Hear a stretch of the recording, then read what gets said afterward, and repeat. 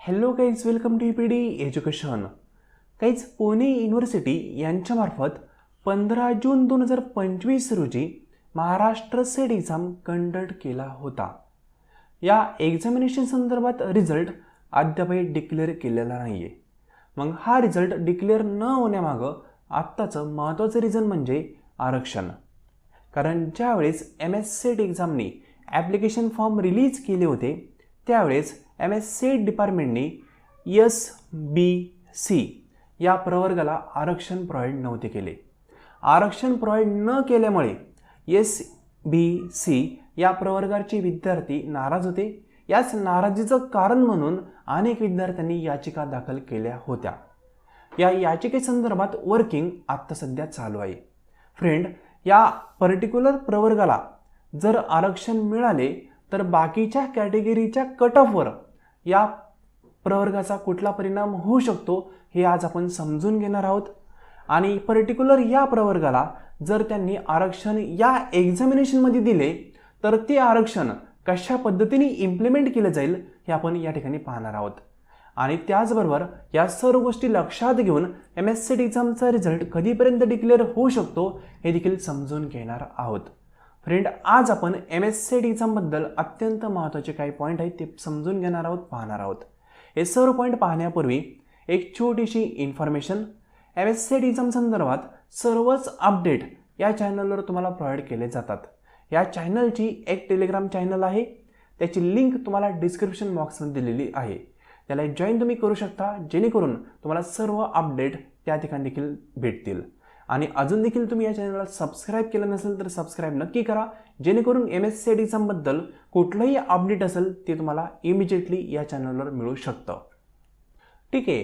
तर फ्रेंड, या ठिकाणी जर तुम्ही मागील वर्षीचा डाटा पाहिला तर तुम्हाला लक्षात येईल MS-सेट एक्झाम 2024 मध्ये SBC या प्रवर्गाला त्यांनी 2% 2% आरक्षण म्हणजेच रिझर्वेशन प्रोव्हाइड केले होते.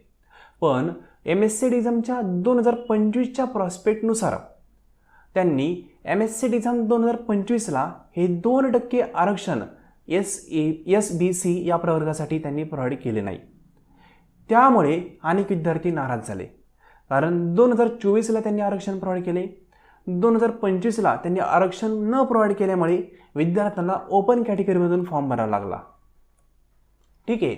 मग तेव्हापासून आजपर्यंत अनेक विद्यार्थ्यांनी अनेक ठिकाणी याचिका दाखल केल्या की यावर्षी देखील हे 2% आरक्षण SBC म्हणजे सोशली बॅकवर्ड क्लासेस या क्लासला मिळावं. मग हे 2% आरक्षण या वर्षीच्या एक्झामिनेशनमध्ये युनिव्हर्सिटीने ॲप्लाय करावं की नाही या संदर्भात पूर्णपणे इन्फॉर्मेशन महाराष्ट्र गव्हर्नमेंटला युनिव्हर्सिटीने मागितलेली आहे. जी काही इन्फॉर्मेशन असेल ती युनिव्हर्सिटीला भेटेल. त्यानंतर युनिव्हर्सिटी आरक्षण देईल किंवा नाही देणार तो नंतरचा पार्ट. पण या ठिकाणी जर आरक्षण दिलं तर काय परिणाम होऊ शकतो हे आपण समजून घेऊया. ठीक आहे. कारण आरक्षण हे एक्झामिनेशन झाल्यानंतर देखील दिलं जातं. सेम टू सेम कंडिशन 2024ला झाली होती.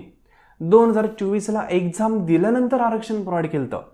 मग फॉर्म एडिटचं ऑप्शन त्यांनी प्रोव्हाइड केलं होतं. ठीक आहे. अशा अनेक गोष्टी घडतात. सेम कंडिशन जर यावर्षी झाली तर होईल काय ते समजून सांगतो. थोडक्यामध्ये इन्फॉर्मेशन समजून घ्या. आता इन केस ह्या ज्या काही याचिका आहेत ज्या विद्यार्थ्यांनी प्रोव्हाइड केलेल्या आहेत आणि त्या याचिका जर मान्य झाल्या, गव्हर्नमेंट जर म्हणलं की SBC या कॅटेगरीला 2% आरक्षण या एक्झामला लागू करा तर होईल काय, यावर्षी पुन्हा तुम्हाला फॉर्म एडिटचा ऑप्शन येईल. फक्त त्या ठिकाणी कॅटेगरी एडिट करता येईल. एक छोटासा विंडो ते ऑन करतात आणि त्या विंडोमार्फत तुम्हाला तुमची कॅटेगरी चेंज करता येते. कुठल्या विद्यार्थ्यांना कॅटेगरी चेंज करता येते? फक्त ज्या विद्यार्थ्यांना SBC कॅटेगरी घ्यायची आहे त्याच विद्यार्थ्यांना. ठीक आहे. मग तो विंडो ओपन होईल जर ही याचिका मान्य झाली तर, गव्हर्नमेंटने सांगितलं तर. ठीक आहे. तो विंडो जवळपास 3 ते 4 दिवसापर्यंत ओपन असतो. तो विंडो ओपन झाल्यानंतर युनिव्हर्सिटी पूर्णपणे कट ऑफ संदर्भात फ्रेम तयार करेल आणि त्यानंतर पुढचे जे निर्णय असतील ते रेग्युलर निर्णय युनिव्हर्सिटी घेईल. म्हणजे या ठिकाणी आरक्षण जर ॲप्लाय करायचं असेल तर हे कन्फर्म आहे की एक विंडो ओपन होईल. त्या विंडोमार्फत तुम्हाला एडिटचा ऑप्शन अवेलेबल करतील. ठीक आहे. हा फर्स्ट पॉईंट. आता जर सेकंड पॉईंट आपण समजून घ्यायचा झाला तर कट ऑफवर कुठला परिणाम होऊ शकतो. तर फ्रेंड या ठिकाणी सर्वात जास्त जे बेनिफिट होईल ना ते फक्त बेनिफिट होईल SBC या प्रवर्गाला, कारण ओपनच्या तुलनेमध्ये या प्रवर्गाचा कट ऑफ हा कमी लागतो आणि डेफिनेटली या विद्यार्थ्यांना त्याची ऑपॉर्च्युनिटी त्या कट ऑफचा बेनिफिट मिळवता येऊ शकतो. जर आपण या ठिकाणी 2024चा कट ऑफ पाहिला, ठीक आहे, हा 2024चा कट ऑफ आहे. या ठिकाणी तुम्ही फॉर एक्झाम्पल मराठी या सब्जेक्ट घ्या. मराठी या सब्जेक्टचा ओपनचा कट ऑफ किती आहे? 48 आहे. हिंदी या सब्जेक्टचा ओपनचा कट ऑफ 57 आहे. आता या ठिकाणी SBC ही कॅटेगरी पहा. SBC या कॅटेगरीचा मराठी या सब्जेक्टचा कट ऑफ 45 आहे. हिंदी या सब्जेक्टचा कट ऑफ 45च आहे. म्हणजे कुठे 57 आणि कुठे 45 हा फरक आहे. मग या ठिकाणी जर आरक्षण मिळालं, विद्यार्थ्यांना यश भेटलं, तर या ठिकाणी सर्वात जास्त SBC या प्रवर्गाचा फायदा होईल. मग आता बाकीच्या प्रवर्गाला याने कुठलं नुकसान होईल का? तर याचा आन्सर आहे नो. कुठल्याही प्रवर्गाला या पर्टिक्युलर आरक्षणाचा कुठलाही तोटा होणार नाही. जसं की 2024ला देखील त्यांनी या प्रवर्गाला आरक्षण प्रोव्हाइड केलं होतं. आरक्षण देणं म्हणजे दुसऱ्यांचं आरक्षण घेऊन त्या प्रवर्गाला आरक्षण देणं अर्थ होत नाही. म्हणून कुठल्याही प्रवर्गाला या गोष्टीचा परिणाम होणार नाही. त्यांचा जो काही कट ऑफ क्लिअर व्हायचा आहे, जो काही कट ऑफ डिक्लेअर व्हायचा आहे तोच होईल. म्हणून यामध्ये तुम्ही निश्चिंत राहा की या पर्टिक्युलर प्रवर्गाला आरक्षण भेटलं तर आपला कट ऑफ वाढेल का कमी होईल का? काहीच होणार नाही. फक्त बेनिफिट होईल ना, तर फक्त या प्रवर्गाचा बेनिफिट होईल. ठीक आहे, म्हणजे फक्त फायदाच होईल, तोटा होणार नाही. ठीक आहे, आणि तोटा न होण्याचं कारण, दुसरं कारण म्हणजे महत्त्वाचं कारण, फक्त 2% आरक्षण आहे या प्रवर्गाला. खूप जास्तचं आरक्षण आहे, 2%. ठीक आहे, तुम्हाला दाखवलं पाहता मी 2% इथं म्हणलं आहे. SBC या प्रवर्गाला किती 2% आहे. सिंपल. त्यामध्ये जर तुम्ही OBC वगैरे पाहिलं तर त्यांना OBCला कुठं ना कुठं 19% आरक्षण आहे. ठीक आहे, नंतर EWSला पाहिलं किंवा आपण म्हणू शकतो SCBCला पाहिलं तर त्या ठिकाणी 10% आरक्षण आहे. हे आरक्षण पर्टिक्युलर समाजाला दिलेलं आहे त्यांनी. मग SCBCला पण आरक्षण मिळावं या अनुषंगाने विद्यार्थ्यांनी पावलं उचललेले आहेत. भेटल नाही भेटल ते नियम पुढचे फॉलो करून ते काही करतील ते करतील, पण भेटलं तर काय होईल? भेटलं तर डेफिनेटली SBC या प्रवर्गाच्या विद्यार्थ्यांना फायदा होईल. ठीक आहे, अदर कॅटेगरीला कुठलाही फायदाही होणार नाही, लॉसही होणार नाही. सो डोंट वरी. ठीक आहे, आता या ठिकाणी इन केस आपण असं कन्सिडर करू, विद्यार्थ्यांची याचिका त्या ठिकाणी संमत केली, मान्य केली, आरक्षण लागू करण्याचा निर्णय घेतला, तर आता रिझल्टला किती वेळ लागू शकतो ते आपण समजून घेऊया. ठीक आहे, तर या ठिकाणी समजून सांगतो. आता इन केस आरक्षणाचा मुद्दा क्लिअर झाला, तो क्लिअर झाल्यानंतर रिझल्ट कधी डिक्लेअर होईल सांगतोय मी तुम्हाला. ठीक आहे, तो मुद्दा कधी क्लिअर होईल हे आत्ता सध्या सांगणं पॉसिबल नाही आहे. कदाचित त्याला आणखी 40 दिवस लागू शकतात, कदाचित तो 10 दिवसामध्ये पण क्लिअर होऊ शकतो. तो होईल तेव्हा होईल. ठीक आहे, पण तो क्लिअर झाल्यानंतरचा पॉईंट सांगतोय. 2% आरक्षण SBC या प्रवर्गाला त्यांनी प्रोव्हाइड केले. तर हे आरक्षण प्रोव्हाइड केल्यानंतर जो कट ऑफ आहे फायनल तो प्रिपेअर केला जाईल ॲज पर आरक्षण किंवा ॲज पर रिझर्वेशन पॉलिसी. तो कट ऑफ फायनल केल्यानंतर त्या संदर्भात युनिव्हर्सिटीमार्फत एक कमिटी अपॉइंट केली जाते. त्याला आपण सुकाणू कमिटी असं म्हणतो, सुकाणू समिती असं म्हणतो. ती कमिटी अपॉइंट करतील. त्यामध्ये युनिव्हर्सिटीचे काही व्यक्ती असतील प्लस UGCचे काही प्रतिनिधी असतील. हे सर्व मिळून तो कट ऑफ रिव्ह्यू करतील. आरक्षणाचा पॉईंट आहे तो प्रॉपर वेने पाहिला जाईल. सर्व गोष्टी प्रॉपर असल्यानंतर UGCचं, आपल्या गव्हर्नमेंटचं, महाराष्ट्र गव्हर्नमेंटचं आणि युनिव्हर्सिटीचं त्या ठिकाणी जे पण डॉक्युमेंटरी ॲप्रुव्हल आहे ते मिळवलं जाईल आणि त्यानंतर पर्टिक्युलर जो रिझल्ट आहे तो डिक्लेअर होईल.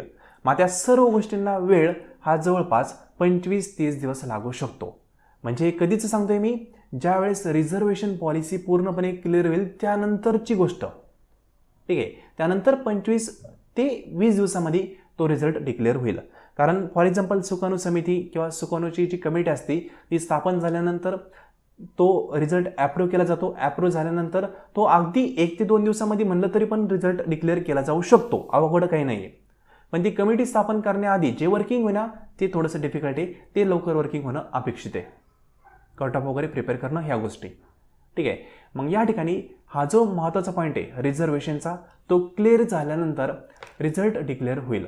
आता तो कधी क्लिअर होतोय हे आपण या ठिकाणी युनिव्हर्सिटीशी कनेक्ट राहून जाणून घेणारच आहोत. पण एक्सपेक्टेड जर आपण इन्फॉर्मेशन मिळवण्याचा प्रयत्न केला तर ऑगस्ट महिन्याच्या एंडिंगला कदाचित आरक्षणाचा मुद्दा क्लिअर होऊन जाईल आणि सप्टेंबर महिन्याच्या फर्स्ट वीकच्या आत रिझल्ट डिक्लेअर होऊ शकतो. रिपीट करल, हा मुद्दा कधी क्लिअर होते त्याच्यावर बेस आहे. मुद्दा आत्ता क्लिअर झाला तर ऑगस्ट महिन्याच्या एंडिंगपर्यंतच रिझल्ट डिक्लेअर होऊन जाईल. पण तो पॉईंट क्लिअर कधी होतोय त्यावर त्या सर्व गोष्टी डिपेंड असतील. तिथून पुढे वर्किंग महत्त्वाचं आहे. कारण मागील वर्षी देखील अशाच प्रकारचा रिझर्वेशनचा मुद्दा नव्याने आला होता आणि तो रिझर्वेशनचा मुद्दा लवकर क्लिअर न झाल्यामुळे जवळपास 4 महिन्यांनी MSCT एक्झामचा रिझल्ट डिक्लेअर झाला होता. यावर्षी एक्झाम होऊन 45 ते 50 दिवस होत आलेले आहे. रिझल्ट लवकरात लवकर डिक्लेअर होणं अपेक्षित आहे. तो होईल अशी आपण होप या ठिकाणी धरूया. सिंपल. आणि जाता जाता एक इन्फॉर्मेशन सांगल, MSCT एक्झामची इंटरिम आन्सर की येऊन गेलेली आहे. या आन्सर की मार्फत तुम्हाला खूप कमी मार्क भेटत असतील तर तुम्ही 2026च्या MSCT एक्झामचं किंवा डिसेंबरच्या नेट एक्झामचं प्रिपरेशन सुरू करू शकता. या एक्झामिनेशनचं प्रिपरेशन करण्यासाठी पेपर फर्स्टचा कोर्स आपण रिसेंटली सुरू केलेला आहे. म्हणजे 31 जुलै या दिवशी आपला कोर्स सुरू झालेला आहे. बॅच नंबर 2 पेपर फर्स्टची. त्या बॅचमध्ये तुम्हाला ॲक्सेस दिला जाईल. अगदी 1 ते 2 लेसन फक्त झालेले आहेत. ते लेसन तुम्ही कव्हर करू शकता. इथून पुढे सर्व लेसन तुम्हाला ॲप्लिकेशनमध्ये आपल्या भेटतील. ठीक आहे. MSCT एक्झामचं प्रिपरेशन आता जर सुरू केलं तर गॅरंटेड तुम्ही MSCT एक्झाम 2026 किंवा डिसेंबरचा नेट एक्झाम क्लिअर होऊ शकता. कारण एक्झामिनेशनचं प्रिपरेशन करण्यासाठी जो कालावधी रिक्वायर्ड असतो ना, तो आत्ता कालावधी तुमच्या हातामध्ये आहे. ठीक आहे. मार्क कमी पडत असतील तर तुम्ही या ठिकाणी प्रिपरेशन सुरू करायला हरकत नाही. तुम्हाला कट ऑफच्या जवळच मार्क भेटत असतील किंवा मागील वर्षीच्या कट ऑफपेक्षा जास्त मार्क भेटत असतील तर तुम्ही रिझल्टपर्यंत वेट करू शकता. त्यानंतर तुमची जी रणनीती असेल ती तुम्ही इम्प्लिमेंट करू शकता. ठीक आहे. पण गॅप खूपच असेल तर वेट करू नका, अभ्यासाला सुरू करा. सिंपल. तर फ्रेंड, पेपर फर्स्टसाठी पूर्णपणे आपल्याकडे कोर्स अवेलेबल आहे. त्यामध्ये पेपर फर्स्टचे 10 युनिट तुम्हाला पूर्णपणे कव्हर करून दिले जातात. अदर कुठलाही स्टडी तुम्हाला करण्याची गरज भासणार नाही. आणि जे विद्यार्थी कॉमर्सचे आहेत त्या विद्यार्थ्यांसाठी देखील पूर्णपणे कॉमर्सचा कोर्स अवेलेबल आहे. त्यांनाही पूर्णपणे कोर्स संदर्भात इन्फॉर्मेशन प्रोव्हाइड केली जाईल. इन्फॉर्मेशन तुम्हाला मिळवण्यासाठी आपल्या व्हॉट्सअप नंबरला मेसेज करावा लागेल. व्हॉट्सअप नंबर आहे 9011 36 20 82. यावर मेसेज केल्यानंतर तुम्हाला कोर्स संदर्भात पूर्णपणे माहिती शेअर केली जाईल. त्यानंतर योग्य वाटलं तर तुम्ही कोर्स जॉईन करू शकता. हाच व्हॉट्सअप नंबर तुम्हाला डिस्क्रिप्शन बॉक्समध्ये पण दिलेला आहे. हा आपला ऑफिशियल नंबर आहे. इन्फॉर्मेशन पहा, त्यानंतर योग्य वाटलं तर जॉईन करू शकता. ठीक आहे.